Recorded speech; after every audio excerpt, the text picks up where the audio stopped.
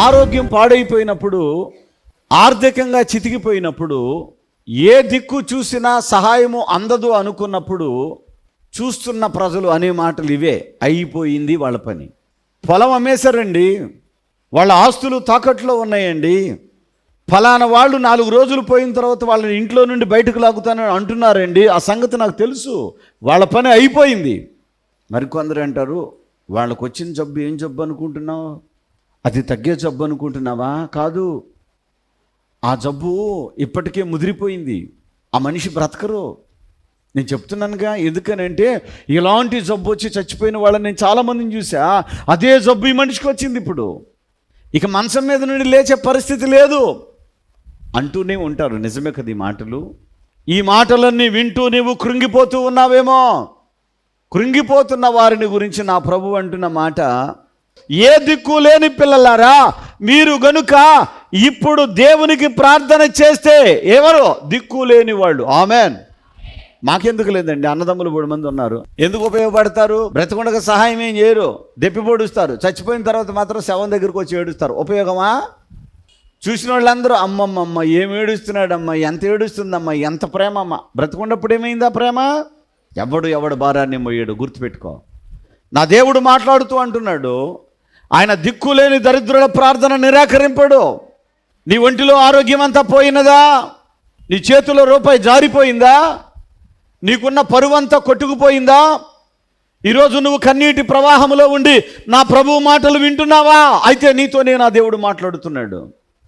నువ్వెప్పుడైతే ఆయన వైపు తిరిగి ఆయనకు ప్రార్థన చేస్తావో, ఇప్పటి వరకు నీ ప్రార్థన అందరూ తృణీకరించారు. అప్పుల ఊబిలో ఉన్న నీవు మరొకరి దగ్గరికి వెళ్ళి అప్పడిగావు, ఊరకే అడగల, అప్పడిగావు. నువ్వు అడిగిన ఆ ప్రార్థన, లేదయ్యా నేను ఇవ్వలేను, వెళ్ళిపో, నీ వల్ల కాదు, వెళ్ళిపో, నువ్వు ఇవ్వలేవు, వెళ్ళిపో అన్నారు. వాళ్ళు నీ ప్రార్థన నిరాకరించారు. ఒక వైద్యుని దగ్గరకు వెళ్ళావు, జబ్బు ముదిరిపోయింది. అయ్యా, ఏ విధం చేతనైనా డాక్టర్ గారు మీరే బ్రతికించాలి, ఎంత డబ్బైనా పర్వాలేదు అంటున్నావు. కానీ అక్కడ వాళ్ళు ఏమంటున్నారు తెలుసా? మేమేమీ చేయలేమండి, జబ్బు ముదిరిపోయింది, ఇక మీరు ఇంటికి తీసుకుని వెళ్ళిపోండి. ఇలాంటి సిచ్యువేషన్లో ఉన్నప్పుడు, నీకు ఉద్యోగ సహాయము చేసేవారు లేనప్పుడు, నీకు సంతానము అనుగ్రహింపబడినప్పుడు, నీ బ్రతుకులో సంతోష సమాధానాలు లేనప్పుడు, రోగములతో నలిగిపోయావో, నువ్వు ఏ విధము చేత నలిగిపోయి ఉన్నావో, దేవుడు ఈ రోజున నీకు ఆసన్నుడుగా ఉన్నాడు. ఆమెను చెప్పండి గట్టిగా. ఆయన మనలో ఎవరికి దూరముగా లేడు. ఈ రోజున మనం బ్రతుకున్నామంటే ఆయన మనతో ఉన్నాడు. ఆమెన్. సిలువ మిషన్ వారిచే నిర్వహించబడుచున్న శక్తిగల ప్రార్థనా కూడిక, దేవునితో ముఖాముఖి ప్రార్థన. దేవునితో ముఖాముఖి ప్రార్థన.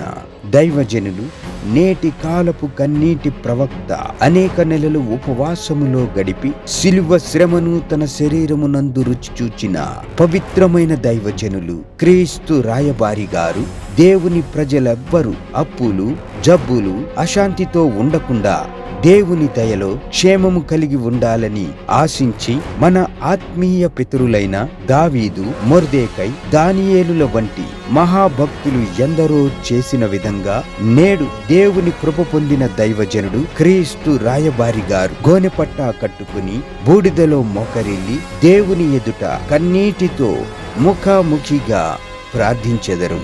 ఏడాదికి ఒక్కమారు జరిగే ఈ మహా ప్రార్థనలో పాల్గొని ఇప్పటికే వేలాదిగా ప్రజలు దీవించబడి ఉన్నారు. కావున చూస్తున్న మీరు ఏ సమస్యలతో బాధపడుచున్నను దోషము తొలగి దీవెనలు కలుగు ఈ శక్తిగల ప్రార్థనా కూడికలో తప్పక పాల్గొనండి. దేవుని దీవెనలను పొందండి. ఏ భేదమును లేదు, అందరూ ఆహ్వానితులే.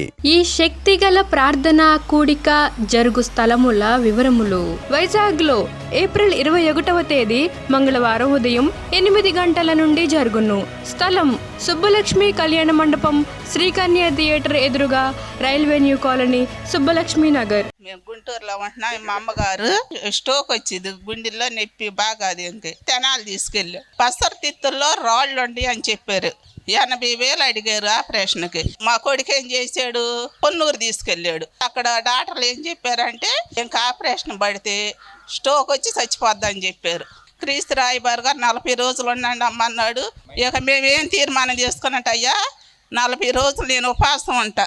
మా అమ్మకి ఆపరేషన్ పడకూడదు, ఏంకి స్ట్రోక్ వచ్చిద్దని డాక్టర్లు చెప్పారు. ఇంకేం ఆపరేషన్ మీదే ఉంది. నీ చిత్తమని నేను 40 రోజులు ఉపవాసం ఉండి ప్రార్థన చేసుకున్నాను. 3వసారి మళ్ళీ తీసుకెళ్తే ఏ డాక్టర్ అయితే ఆపరేషన్ పడిద్ది అన్నాడు, అదే డాక్టర్ నోటితో నీకు ఆపరేషన్ పడదు అన్నాడు.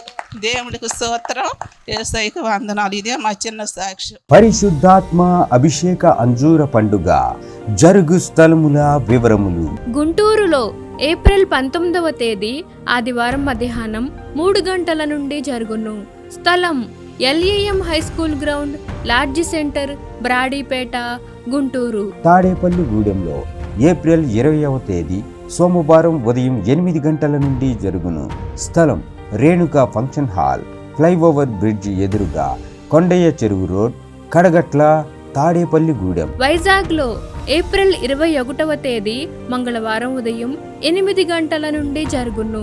స్థలం సుబ్బలక్ష్మి కళ్యాణ మండపం, శ్రీకన్య థియేటర్ ఎదురుగా, railway new colony, Subbalakshmi Nagar. కాకినాడలో ఏప్రిల్ 22వ తేదీ బుధవారం ఉదయం 8 గంటల నుండి జరుగును. స్థలం universal community hall, Mohammed Ali street, Gandhinagar, Kakinada. నరసరావుపేటలో ఏప్రిల్ 22వ తేదీ బుధవారం ఉదయం 8 గంటల నుండి జరుగును.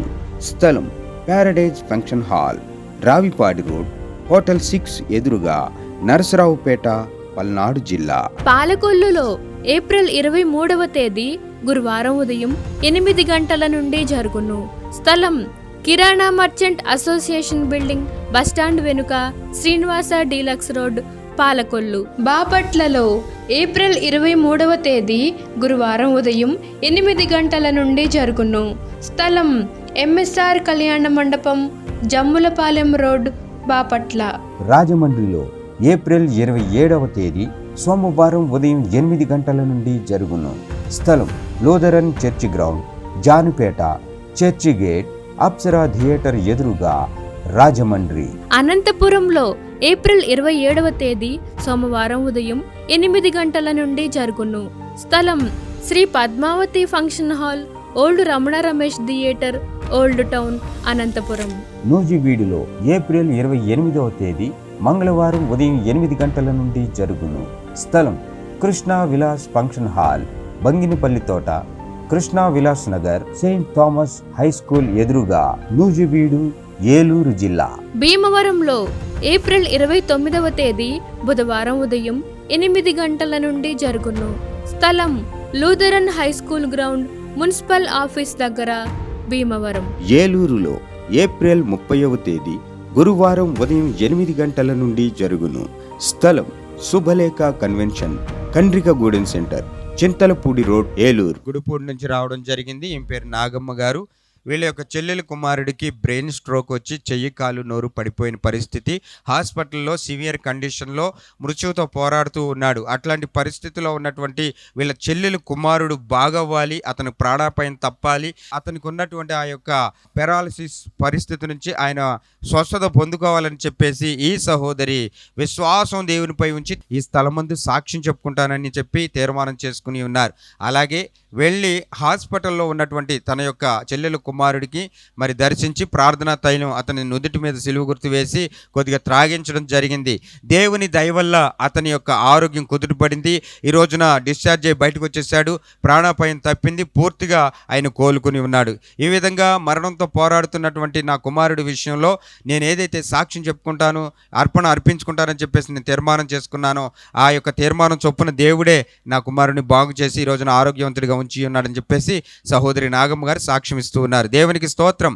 హల్లెలూయా. పరిశుద్ధాత్మ అభిషేక అంజూర పండుగ జరుగు స్థలముల వివరములు. విజయవాడలో మే నెల 4వ తేదీ సోమవారం ఉదయం 8 గంటల నుండి జరుగును. స్థలం హనుమంతరాయ గ్రంథాలయం, ఏలూరు లాకుల సెంటర్, గాంధీనగర్, విజయవాడ. హైదరాబాద్లో మే నెల 5వ తేదీ మంగళవారం ఉదయం 8 గంటల నుండి జరుగును. స్థలం saint Thomas Tamil church ground, alpha hotel వెనుక, Secunderabad railway station road, Secunderabad. ఖమ్మంలో మే నెల 6వ తేదీ బుధవారం ఉదయం 8 గంటల నుండి జరుగును. స్థలం మంచికంటి భవన్, సిపిఎం ఆఫీస్ ప్రక్కన, ఎన్ఎస్టి రోడ్, ఖమ్మం. రేపల్లెలో మే నెల 7వ తేదీ గురువారం ఉదయం 8 గంటల నుండి జరుగును. స్థలం Veeravalli Kotaiah function hall, Uppudi road, Bapatla జిల్లా, రేపల్లె. ఆత్మకూరులో మే నెల 7వ తేదీ గురువారం ఉదయం 8 గంటల నుండి జరుగును. స్థలం డైమండ్ ఫంక్షన్ హాల్, బస్టాండుకు దగ్గరలో, నంద్యాల టర్నింగ్ వద్ద, ఆత్మకూరు. అడ్డాడలో మే నెల 10వ తేదీ ఆదివారం ఉదయం 9 గంటల నుండి జరుగును.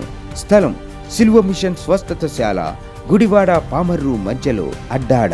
ఒంగోలులో మే నెల 11వ తేదీ సోమవారం ఉదయం 8 గంటల నుండి జరుగును. స్థలం కాపు కళ్యాణ మండపం, బస్టాండు దగ్గర, ఒంగోలు. నెల్లూరులో మే నెల 12వ తేదీ మంగళవారం ఉదయం 8 గంటల నుండి జరుగును. స్థలం జిపిఆర్ గ్రాండ్, ముత్తుకూరు గేటు దగ్గర, మినీ బైపాస్ రోడ్, నెల్లూరు. నంద్యాలలో మే నెల 13వ తేదీ బుధవారం ఉదయం 8 గంటల నుండి జరుగును. స్థలం JK function hall, Salim Nagar, municipal office దగ్గర, నంద్యాల. కర్నూలులో మే నెల 14వ తేదీ గురువారం ఉదయం 8 గంటల నుండి జరుగును. స్థలం వైఎంసీఏ గ్రౌండ్, రాజ్ థియేటర్ ఎదురుగా, ఆర్ఎస్ రోడ్, కర్నూలు.